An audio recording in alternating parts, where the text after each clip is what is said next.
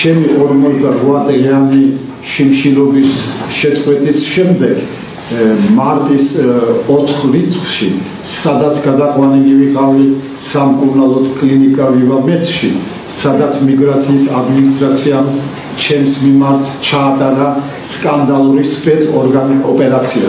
კლინიკა ვივამედის ადმინისტრაციის მონაწილეობით და სტილეს ორივე მხარემ ერთად ჩემი კუჭის ორგანოების დაზიანებით განზრახ ჩემი სიცოცხლის სიკვდილის საფრთხეს ქვეშ დაყენება. ჩემი არასათანადო კვების მიწოდებით ჩემზე, რომელიც ჩემნაირი 50 დღის მოშიმშილეზე მიწოდება გამანადგურებელი იყო და რომლებიც ხოლო მომზადებული იყო ნორმალური პაციენტებისთვის, მარტის 5 რიცხვში ღამეს მე დამანახეს ვივამედის ჯოჯოხეთი, ხოლო უფალის მეშვეობით მე გადავარჩინე ჩემი სიცოცხლე. ორი მხრივი, ანუ მიგრაციის დეპარტამენტის წარმომადგენლებისა და ვივამედის ადმინისტრაციის და მედპერსონალის ფსიქოლოგიური წრეხის, ფსიქოლოგიური ზეწოლის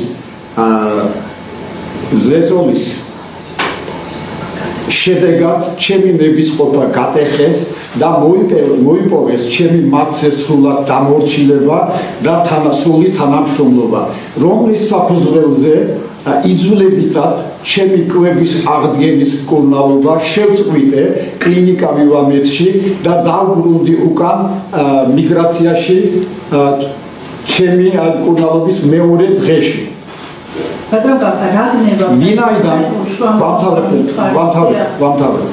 ვინაიდან კლინიკიდან წამოვიღე 5 კვების კონტეინერი მიგრაციაში, ჩემი ოთახში შევინახე განთავსებული არის 116 ოთახში, სადაც განთავსებული არის მტკიცებულების სახით, ისინი შემდეგი პროცესებისთვის, რომლებიც კლინიკაში არასათანადოდ მომაწოდეს და ჩემი სიცოცხლე საფრთხის ქვეშ დაუყენეს მიზანმიმართულად.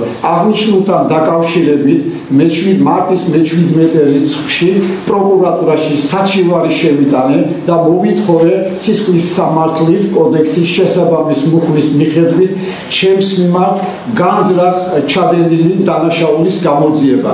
ზემოთ აღნიშნული მიგრაციის სპეცოპერაცია ჩემი შეფასებით ახლო კავშირშია ჩემი თავშეფარის საქმესთან, ვინაიდან კაფიოდ ისახავს მიგრაციამ როგორ პოლიტიკური შურისძიების მიზნით ქვეყნიდან გაძევებისთვის მე დამაკავა და რეკორდული 2.5 დღეში დაუსაბუთებლად და უსამართლოდ უარი მითხრა ჩემი თავშესაფარის მოთხოვნაზე.